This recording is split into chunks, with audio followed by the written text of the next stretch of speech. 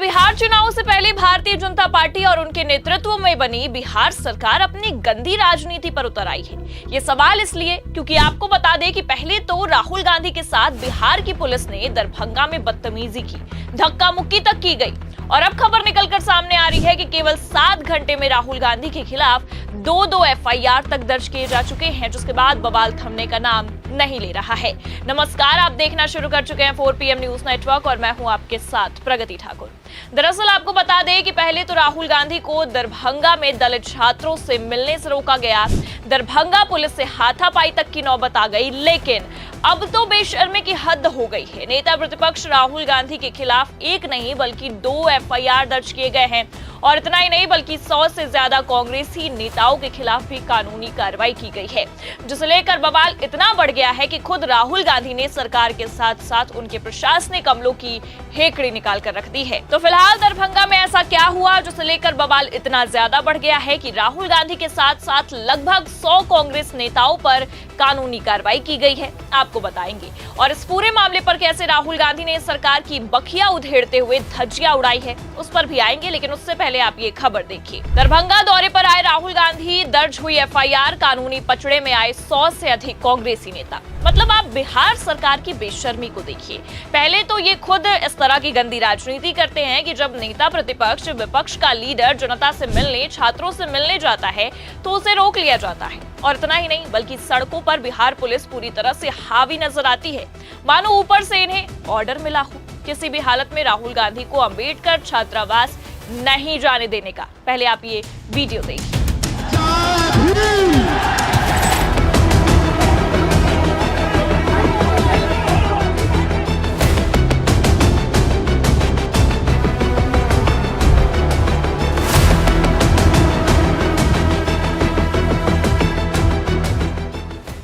तो देख सकते हैं आप किस तरह से राहुल गांधी के साथ दरभंगा पुलिस धक्का मुक्की करने की कोशिश कर रही है। राहुल गांधी को पूरी तरह से रोकने की कोशिश की जा रही है, जो ये साफ दिखा रहा है कि ना तो नीतीश सरकार चाहती है कि राहुल गांधी अंबेडकर छात्रावास पहुंचे और ना ही बीजेपी।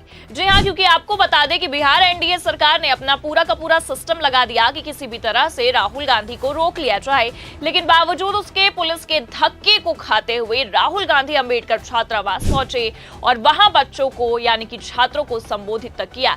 लेकिन हैरानी की बात तो यह है कि बिहार सरकार को राहुल गांधी का छात्रों से मिलना, शिक्षा को बढ़ावा देना, दलितों के लिए स्टैंड लेना इतना खला कि राहुल गांधी के खिलाफ केवल 7 घंटे के अंदर 2 एफआईआर तक की गई हैं। जी हां, देखिए आगे खबर में लिखा भी है।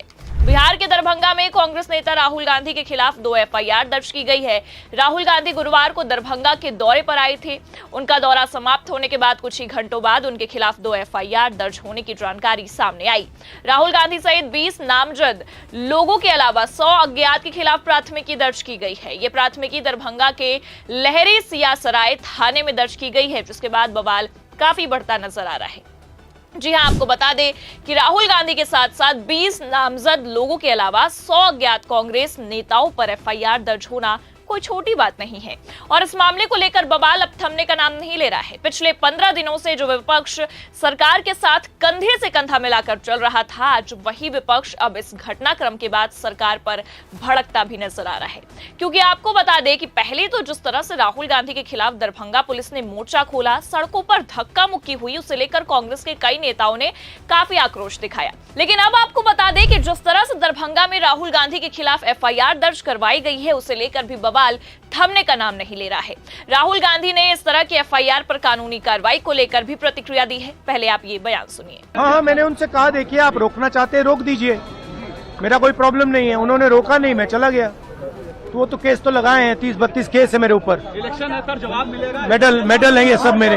तो सुना आपने, खुद राहुल गांधी ने इस तरह के मामलों पर जवाब दिया है और साफ कह दिया है कि ये एफआईआर मेरे लिए एफआईआर नहीं बल्कि मेडल है। खबर देखिए आप, खबर भी निकलकर बकायदा सामने आई है, उसमें लिखा भी है बिहार दौरे पर गए राहुल गांधी की मुश्किलें बढ़ी, 2 एफआईआर दर्ज, बोले ये सभी मेरे लिए मेडल। आगे देखिए खबर में लिखा भी है।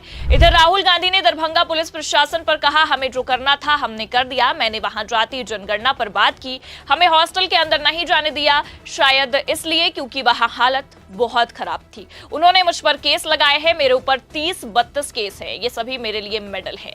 नेता प्रतिपक्ष राहुल गांधी ने यह भी कहा, पहले किसी तरह की परेशानी सरकार को नहीं थी, लेकिन मुझे फिर रोकने की कोशिश की गई। मैं वहां पर जाति गणना की बात करने गया। ये कहा कि प्राइवेट यूनिवर्सिटी कॉलेज में भी आरक्षण लागू होना चाहिए और 50% की आरक्षण की दीवार टूट जाए, ये हमारी मांग है। हम पूरा करके दिखाएंगे। जो हॉस्टल था उसमें अंदर जाने नहीं दिया। बाद में मुझे तस्वीर दिखाई गई और पता लगा कि क्यों नहीं जाने दिया गया। वहां की हालत बहुत खराब थी। मुझे जो कहना था मैंने कह दिया। मैंने प्रशासन से कहा कि आप रोकना चाहते हैं रोक लीजिए। उन्होंने रोका और मैं चला गया। मतलब आप देख सकते हैं कि जिस तरह से बिहार चुनाव से पहले विपक्ष को एफआईआर के माध्यम से, पुलिस प्रशासन की तानाशाही के माध्यम से रोकने धमकाने की कोशिश की जा रही है, ये बिहार सरकार की बेशर्मी नहीं तो और क्या है। क्या सच छुपाने की कोशिश कर रही है बिहार सरकार?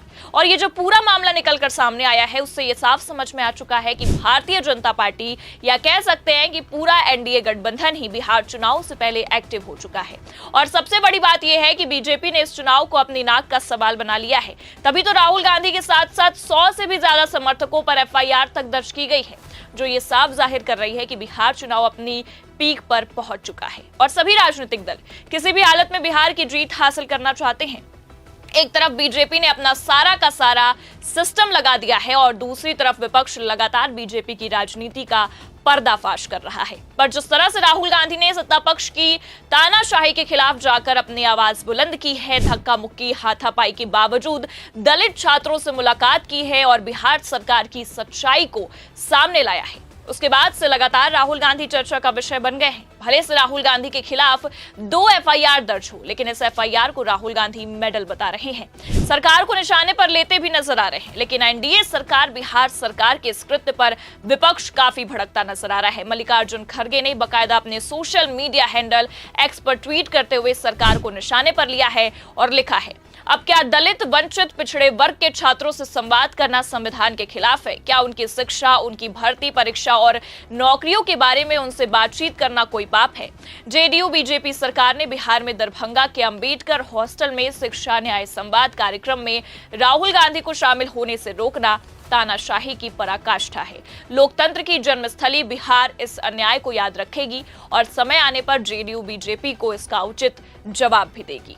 तो जिस तरह से 7 घंटों के अंदर ही अंदर बिहार सरकार ने विपक्ष के खिलाफ अपनी तानाशाही दिखाई, उसे लेकर बवाल अब थमने का नाम नहीं ले रहा है। सरकार के खिलाफ अब विपक्ष ने आवाज बुलंद कर ली है और इस पूरे मामले को देखने के बाद यह साफ समझ में आ रहा है कि बिहार चुनाव से पहले एक बड़ा धमाका होने की संभावनाएं हैं। लेकिन फिलहाल जिस तरह से राहुल गांधी के खिलाफ एफआईआर दर्ज हुई है, पुलिस ने धक्का मुक्की की है, उसे लेकर आप क्या सोचते हैं? क्या बिहार चुनाव से पहले ही बीजेपी एक्टिव मोड में आ चुकी है? क्या एफआईआर के बाद अब राहुल गांधी की गिरफ्तारी होगी? अपनी राय कमेंट करके जरूर बताएं। ये खबर कैसी लगी लाइक और शेयर जरूर करें और अगर चैनल पर नए हैं तो सब्सक्राइब और ज्वाइन करना ना भूलें। देखते रहिए 4PM न्यूज नेटवर्क। नमस्कार।